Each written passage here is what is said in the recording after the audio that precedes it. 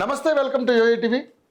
తెలంగాణ రాష్ట్రంలో గత ప్రభుత్వం 10 ఏళ్లు పరిపాలించినటువంటి బీఆర్ఎస్ ప్రభుత్వంలో జరిగినటువంటి అవకతవకల విషయంలో ముఖ్యంగా చూసుకుంటే ఈ కార్ రేస్ విషయంలో కేటీఆర్ గారు 55 కోట్లు ఆర్థిక శాఖకు చెప్పకుండా ఇతర కంపెనీల కంటే ఫారెన్ కంపెనీలకి బదలాయించారనే నిందారోపణ ఆయన మోస్తున్నటువంటి పరిస్థితి మనం చూస్తూ ఉన్నాం. అదే ఇప్పుడు దాని మీదే ఏసీబీ వాళ్ళు కూడా కేసు నమోదు చేసి విచారణకు ఆదేశాలు కూడా జారీ చేయడం జరిగింది. దానికి సంబంధించినటువంటి గవర్నర్ గారి ఆమోద ముద్ర కూడా లభించింది. సో ఆయనకి కేసు అయితే ఉచ్చు బిగుస్తూ ఉంది. దాని మీద అనేక రకాలైనటువంటి ఆరోపణలు వస్తూ ఉన్నాయి. దానికి ఆయన సిద్ధపడినట్టుగా కూడా అరెస్ట్ చేసుకుంటే హ్యాపీగా నేను జైల్లో కూర్చుని మెడిటేషన్ చేసుకుంటాను, మంచి ఫిట్నెస్తో వచ్చి మళ్ళీ పాదయాత్ర చేసుకుంటానని చెప్పేసి చెప్పడం జరుగుతూ ఉంది. సో నిజంగానే మరి కేటీఆర్ అరెస్ట్ ఉండబోతుందా లేదా అంటే అతను A1గా, తర్వాత అరవింద్ కుమార్ గారిని A2గా, అలాగే తర్వాత బిఎల్ఎన్ రెడ్డిని A3గా కూడా ఈరోజు కేసు నమోదు చేయడం జరిగింది. సో దీని మీద అనేక రకాలైనటువంటి సమాచారం మన ముందు ఇవ్వడం కోసం మనతో పాటు సీనియర్ రాజకీయ నాయకులు, మాజీ ఎమ్మెల్యే, తెలంగాణ ఆర్టీసీ చైర్మన్ కోని ప్రకాష్ రావు గారు మనతో పాటు ఉన్నారండి. ఆయనతో మాట్లాడదాం. మరి ఆయన దగ్గర ఉన్నటువంటి ఇన్ఫర్మేషన్ ఏంటో మనం తెలుసుకునే ప్రయత్నం చేద్దాం. సార్ నమస్కారం. పెద్ద నేను లేను కానీ ఒకటి చెప్పగలుగుతా సార్. దీంట్లో గతంలోనే ఏదైతుందో దీని మీద ఆరోపణ జరిగింది. తర్వాత ఎలక్షన్ నోటిఫికేషన్ వచ్చినా కూడా ఇష్యూ చేశారు. ఏసీబీ అనేది గవర్నమెంట్ కూడా పర్మిషన్ ఏదైతుందో స్టేట్ గవర్నమెంట్ తీసుకుంది, పర్మిషన్ ఇచ్చారు. ఏసీబీ ఖచ్చితంగా నాకుండే ఇన్ఫర్మేషన్ ఏంటంటే చట్టంలో ఎక్కడ చిన్నది ఉన్నా కూడా కేసు ఏమవుతుందా లేదా అనేది పక్కన పెడదాం. బఫర్స్ 60 కోట్లది 600 కోట్లు ఖర్చు అయింది. ఏం ఎస్టాబ్లిష్ కాదు.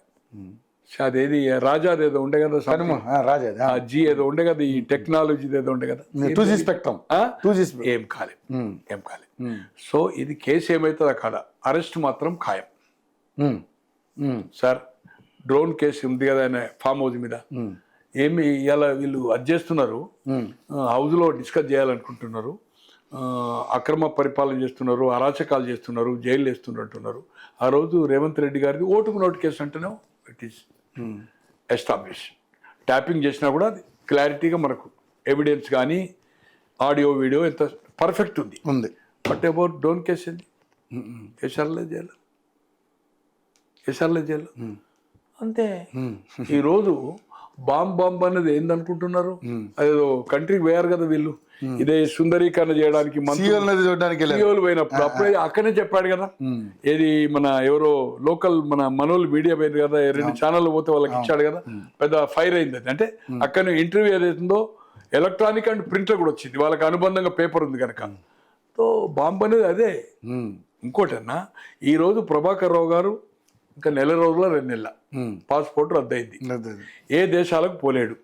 ఆయన బెడ్ మీద ఉన్నా కూడా country to country memorandum agreement ప్రకారం ఇక్కడ నుంచి టీం పోతుంది. అక్కడ ఎంబసీ, దెన్ అక్కడ హోమ్ల్యాండ్ సెక్యూరిటీ కట్ చేస్తుంది. ఖచ్చితంగా ఏదైతుందో బేడీలు వేసుకొని తీసుకొని వస్తారు. నిజంగానే క్యాన్సర్ ఉందనుకోండి, క్యాన్సర్ ఉంటే కంప్లీట్ అన్కాన్షియస్ ఉంటారా సార్? ఉండడు కదా. ట్రీట్మెంట్ అక్కడ డాక్టర్స్ ఉంటారు కదా, ఎంబసీ డాక్టర్ ఉంటారు, వీళ్ళు ఏదైతుందో అది చేస్తారు. దానికి రూల్స్ రెగ్యులేషన్ ఉంటుంది. ప్రతోళ్ళు ఇట్లా ఇంట్లో పండే క్యాన్సర్ అంటే ఎవరు డాక్టర్ పెట్టుకుంటే కాదు కదా. ఖచ్చితంగా అతను వస్తాడు. వచ్చిన తర్వాత కేసీఆర్ కూడా జైలుకు పోవడం ఖాయము. కేసీఆర్ సార్ 2015లో ఓటుకు నాకేం సంబంధమయ్యా, ఏం మాట్లాడుతుండు వీడు, వాడెవడో ఇంటెలిజెన్స్ ఉంటాడు, ఏదో చేస్తాడు, వాడు చూసుకుంటాడు, నాకేం సంబంధం అని చెప్తుండే కదా ప్రెస్ కాన్ఫరెన్స్లో. 2015లో అటు ఓటుకునేట్టు కేసు జరుగుతుంది. ప్రజలకు ఏ పేపర్లో టీవీలో రాకముందు ప్రెస్ కాన్ఫరెన్స్ ఎవరు చేసిండే? హోమ్ మినిస్టర్ సీఎం చేసిండు కదా. హరిహరాదులు వచ్చిన ఇద్దరు కథం అని చెప్పిండు. చంద్రబాబు కథము, ఈయన కథం చెప్పాడా లేదా? చెప్పాడు ముఖ్యమంత్రిగా. అక్కడ ఏదైతుందో 2015లో నీ ఫోన్ ట్యాపింగ్ కదా. అది ఫోన్ ట్యాపింగ్ అనేది చట్టము కేంద్రం ఏదైతుందో ఎవరికి వాడాలి? టెర్రరిస్ట్, ఎక్స్ట్రీమిస్టులకు. దానికి ఒక పద్ధతి ఉంటుంది. రామకృష్ణ హెగ్డే గారు 1883, 1988లో 1988 అతను 83లో అయ్యిండు. లోకసభలో 28కి 28 ఓడిపోయిన తర్వాత డిజాల్వ్ చేసిండు మిశ్రమ ప్రభుత్వం. 83 జనతా, 16 బీజేపీ అండ్ ఇండిపెండెన్స్ అక్కడ 224 హౌస్ ఫామ్ చేసిండు బోటాబొట్టిగా. 28 లోక్సభ ఇందిరాగాంధీ చనిపోయిన తర్వాత 1984 డిసెంబర్లో ఓడిపోయిన తర్వాత డిజాల్వ్ చేశాడు. ఇక్కడేమో భాస్కర్ రావు క్రైసిస్ రామారావు గారు డిజాల్వ్ చేశారు. 85 మార్చిలు అయినాయి. ఇక్కడ రామారావు థంపింగ్ విక్టరీ, అక్కడ 136 సీట్లు వచ్చినాయి. 82 ఉన్న జనతా 136 వచ్చింది. మళ్ళీ ఎగ్డే అయ్యాడు. దేవగౌడ అండ్ బొమ్మై ఆయనకు ఆస్పిరెంట్స్ సీఎంగా 83లో కానీ 85లో కానీ. సో వాళ్ళకు డిసిడెంట్ యాక్టివిటీకి కౌంటర్గా ఫోన్ ట్యాపింగ్ అయింది. సుబ్రహ్మణ్య స్వామి బాంబే నుంచి 2 సార్లు లోక్సభ, మద్రాసు నుంచి, యూపీ నుంచి రాజ్యసభ, తర్వాత మాజీ కేంద్ర మంత్రి చంద్రశేఖర్ గవర్నమెంట్లో ఆయన ఆ ఫోన్ ట్యాపింగ్ను ఎంక్వైరీలో తెలిస్తే స్టెప్ డౌన్ అయిండు. హెగ్డే గారు ముఖ్యమంత్రి పదవి దిగిపోయాడు, అయిపోయింది. మొన్న పైలట్ ఉన్నాడు కదా, ఆ స్వాములు వచ్చి ఏది గువ్వల బాలరాజు పైలట్ తాండూరు ఎమ్మెల్యే ఉండే కదా, పైలట్ రోహిత్ రెడ్డి ఆ ఫామ్ హౌస్ ఏదైతుందో ట్యాప్ చేసింది. ఎవరు ప్రెస్ కాన్ఫరెన్స్ పెట్టిండ్రు? ప్రగతి భవన్ లా గురదా కప్రాలు పెట్టిండు. 200 మంది press, electronic, print, national media, print and electronic పిలిచి ఏం చెప్పిండు? సిడి చూపెట్టిండు ఒక హాఫ్ అన్ అవర్ చూపెట్టి అన్ని రాష్ట్రాల హైకోర్టు చీఫ్ జస్టిస్లకు పంపిండు, సుప్రీంకోర్టు పంపిండు, అన్ని ముఖ్యమంత్రులకు పంపిండు. నువ్వెందుకు బ్రీఫ్ ఇచ్చినవా? ఇంటెలిజెన్స్ అయితే నీ పని కాదు కదా, ముఖ్యమంత్రి పని కాదు కదా. అంటే నువ్వు ఫోన్ ట్యాపింగ్ చేసింది నువ్వే ఇచ్చినావు కదా, మరి నువ్వు ఇచ్చినప్పుడు ఇదెట్లా నువ్వు తప్పించుకోరు? ఇప్పుడు ఇదంతా తప్పించుకోరు. ఖచ్చితంగా మొన్న బయటపడ్డది ఏది బై ఎలక్షన్స్ అప్పుడు పైసలు అవ్వదని పని. ప్రభాకర్ రావు వచ్చినాక పోలీస్ అధికారులు అయితే కేసీఆర్, అయితే కేటీఆర్, అయితే కవిత, అయితే సంతోష్, అయితే హరీష్, ఈ 5 కుటుంబ సభ్యులు తప్పితే ఎవరు చెప్పినా వాళ్ళు చేయరు కదా. వాళ్ళైనా ఎవరు చెప్తారు? సీఎం కాక ఏం చెప్తారు? మా డాడీ చెప్పిండని కొడుకు బిడ్డ అయితే చెప్తారు, మా పెదనాన్న చెప్పిండని సంతోష్ చెప్తాడు, హరీష్ రావు మా చెప్పిండని చెప్తాడు. కావాలంటే మాట్లాడుకోమంటాడు. మంచిది హరీష్ చెప్పిండని చెప్పొచ్చు. వీళ్ళు ఎక్స్ప్లెయిన్ చేస్తే ఎవరో ఒకరు మంచిది వాళ్ళు ఏం చెప్తారు చేయండి అని చెప్పొచ్చు సీఎం. ఆ మాట రేపు ప్రభాకర్ వచ్చినాక రేపు భుజంగరావు వీళ్ళందరినీ కూర్చున్నబెట్టి ఇంట్రాగేట్ చేసినప్పుడు బయటకు వస్తుంది. ఖచ్చితంగా ఫోన్ ట్యాపింగ్ కేసులో ఇదే రేవంత్ రెడ్డి గారు ఏమన్నాడు? రేవంత్ రెడ్డి గారు మంత్రులు ఏమన్నారు మొన్నటి వరకు? అంటే ప్రభాకర్ రావు అక్కడ కాకముందు అంటే అమెరికా పోయి వస్తాడు అనుకున్నారు. జైల్లో సపరేట్ గది కట్టిస్తాము, జైలుకు పోవడం ఖాయమని మంత్రులందరూ అన్నారు కదా, సీఎం అన్నాడు కదా. అంటే ఇదేదైతుందో కాంక్రీట్ ఇది బయటికి రాకముందే ఫోన్ ట్యాపింగ్ సీఎం ఇది చేయించిండి అనేది ఇది మొత్తం రిపోర్ట్ రాకముందు వీళ్ళందరూ జైలుకి అన్నారు. అంటే సీఎం రిపోర్ట్ ఉంది కనుకనే వాళ్ళందరితోటి క్యాబినెట్లో ఉన్నప్పుడు చిట్ చాటు చెప్పింటాడు, వాళ్ళు ప్రెస్కు ఆగలేక చెప్పిండు. అలాగే ఈరోజు సియోల్లో ఏదైతే చెప్పిండో సేమ్ కేటీఆర్ ఇన్సిడెంట్ బాంబు వేలబోతుంది అనేది దీనికి డిలే చేసి అంటే పేపర్ వర్క్ నెట్వర్క్ ఇదంతా కావాలని ఇదే పొంగిలేటి గారితో ఏదైతుందో సీఎం గారు కూర్చున్నప్పుడు సంభాషణలో కేటీఆర్ దొరికిపోయిందని చెప్పాడట. ఆ మాట డైరెక్ట్ చెప్పలేక బాంబు వెళ్తున్నది ఇదే, ఈ బాంబు ఇప్పుడు వెళ్తుంది. ఖచ్చితంగా కేటీఆర్ గారు జైలుకు పోవడం ఖాయం. ఆయన మీరు అన్నట్టుగా మెంటల్గా ప్రిపేర్ ఉన్నాడు. పాదయాత్ర చేస్తాడు. ఆయన అనుకుంటుండు పాదయాత్ర చేస్తే రేవంత్ రెడ్డి ముఖ్యమంత్రి అయ్యిండు, రాజశేఖర రెడ్డి అయ్యిండు, చంద్రబాబు అయ్యిండు, జగన్మోహన్ రెడ్డి అయ్యిండు. నువ్వు ముఖ్యమంత్రి ఆగి రేపు రాబోయే రోజులు చూస్తాం. ఈరోజు టీఆర్ఎస్ సార్ ఎప్పటి వరకైతే స్పీకర్ డిస్పోజ్ చేయడో కోర్టు ఏం చేయలేదు సార్. డిస్పోజ్ చేసినాకనే డిఫెక్షన్ది దెన్ ఇంటర్ఫేర్. తో ఇది లాగుతారు. ఇంకా 10-12 ఎమ్మెల్యేలు కూడా బయటకు వచ్చిన ఆశ్చర్యం లేదు. వీళ్ళు ఏంటంటే ఈ కేసు కోసం వెయిట్ చేసిండ్రు, ఇది తేలేదు కాదు, మళ్ళీ డిసిషన్ తీసుకోడు, మళ్ళీ కోర్టు అంటుంది, మళ్ళీ టైం అడుగుతుంది. కానీ స్పీకర్కి ఈ టైం లోపల చేయమని డిమాండ్ చేయది పక్కా. సో అక్కడ ఉండే నాయకులు సగం మంది ఖాళీ అవుతారు. టీఆర్ఎస్కి ఏదైతుందో పాపులారిటీ క్వశ్చనే లేదు. రేపు బీజేపీ సఖ్యతగా లేదు ఇప్పుడున్న పరిస్థితిలో. కేంద్ర మంత్రుల్లో ఇద్దరిలో ఇక్కడ ఉండే ఫ్లోర్ లీడరు వీళ్ళ కాంబినేషన్ లేదు. ఈ కాంబినేషన్ అయినప్పుడు బీజేపీని తక్కువ అంచనా వేయడానికి వీల్లేదు. అవును, ఇప్పుడున్న సిచ్యువేషన్ తక్కువ అంచనా వేయడానికి వీల్లేదు. కాంగ్రెస్ మీద నెగటివ్ వస్తే టీఆర్ఎస్కు ప్లస్ అవుతుంది అనేది అంత ఆషామాషి కాదు. 4 ఏళ్ళకు ఉంది ఎలక్షన్. కాదు సార్, ఇప్పుడు టీఆర్ఎస్ నిజంగానే ఆ భ్రమలో ఉందని ఫీలింగ్ లో ఉన్నారా ఏంటంటే ఉన్నారు కదా, మాదే ప్రభుత్వం ఉంటుంది కదా. నెక్స్ట్ మాదే ప్రభుత్వం మొదలైతే ప్రభుత్వం కూలిపోతుంది అన్నారు కదా, కూలిపోతుంది అన్నారు కదా, ప్రభుత్వం పోవడం ఖాయం. ఒకటి, ప్రజల్లో తీవ్రమైన వ్యతిరేకత కాంగ్రెస్ పార్టీకి ఉంది, దాంట్లో అనుమానం లేదు. లోకల్ బాడీలో కూడా అనుకున్న రిజల్ట్ రాకపోవచ్చు, కానీ ఎప్పుడు కానీ ప్రభుత్వ వ్యతిరేకత ఉన్నా లోకల్ బాడీలో ఎప్పుడు పవర్ పార్టీకి ఫేవర్గా రిజల్ట్ వస్తుంది. ఎందుకు వస్తుందంటే వార్డు మెంబర్ గ్రామ పంచాయతీలో కానీ, సర్పంచ్ కానీ, మండల్ టీసీ కానీ, జడ్పీటీసీ కానీ, మున్సిపల్ కౌన్సిల్ కానీ, చైర్మన్ కానీ ఈ ప్రభుత్వంతో మనం ఓట్లు వేస్తే ఈ 2-3 ఏళ్ళు మనకు పని జరుగుతుంది ఫీలింగ్. అవును, ఇవాళ 87లో మండల వ్యవస్థ తెచ్చిండు రామారావు గారు, 300, 1096, 90 బీసీలకు రిజర్వేషన్ చేసిండు. వార్డు మెంబర్ కానీ, సర్పంచ్ కానీ, సమితి ప్రెసిడెంట్ కానీ జరిపి అవకాశం లేదు అప్పటి వరకు, 87 వరకు. అలాగే మున్సిపల్ కౌన్సిల్ కానీ, చైర్మన్ కానీ ఆయన రిజర్వేషన్ 300 సమితిలు 1096 చేసిండు, అంటే 1100.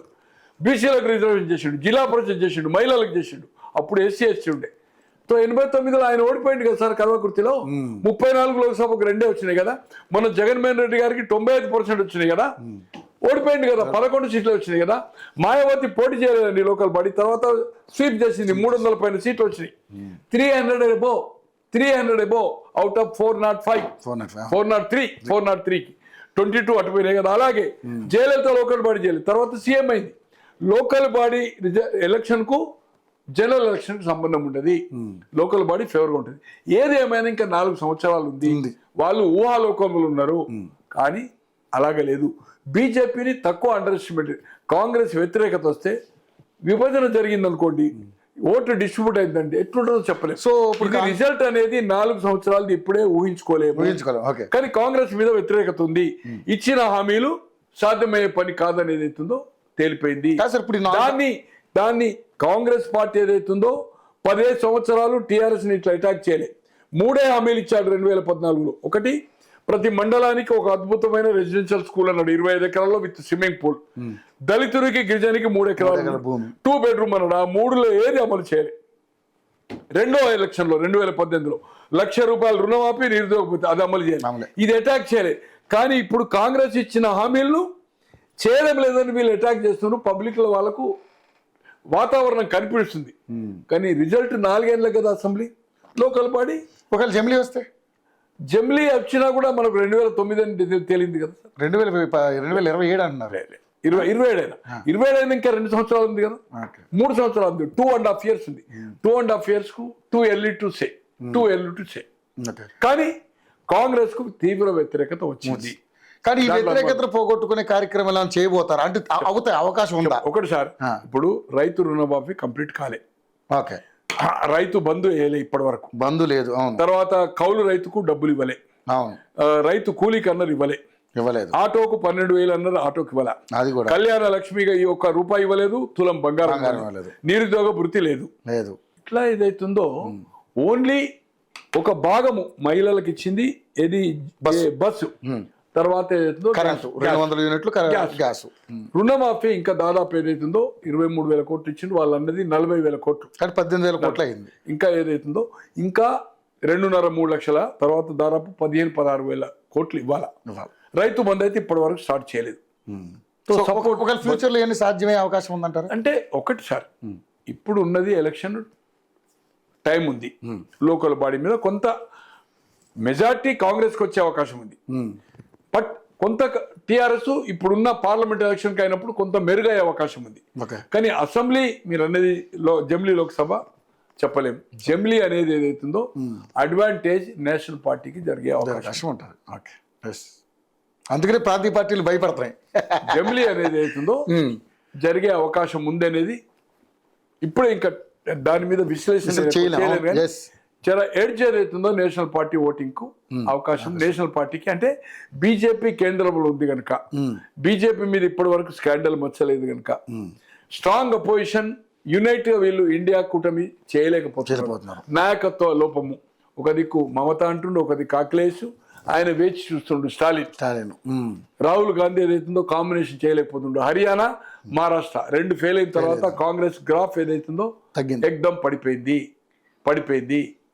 తో వాళ్ళకుండా అంటే నేషనల్ ఎన్సీపీ ఉన్న శరద్ పవార్ కూడా ఇవాళ ఏదైతుందో మమతాకు రైట్ అంటున్నాడు. సో అందుకోసం ఏతుందో రాహుల్ గాంధీ కొంచెం ప్రియాంక గాంధీని యాక్టివ్ చేస్తే కాంగ్రెస్కు బెనిఫిట్ అవుతుందని నా వ్యక్తిగత అభిప్రాయం.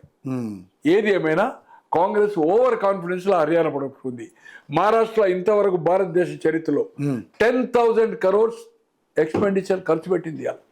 ప్రతి ఇంటికి హర్యానా అండ్ మహారాష్ట్రలో మీరు అడగండి. బీజేపీ ఇక్కడ పోయిన లెజిస్లేటర్స్ పోయిన, ఇక్కడ వాళ్ళందరూ పోయిన, మన వాళ్ళంతా 7-8 మంది పోయిన రాష్ట్రాల్లో.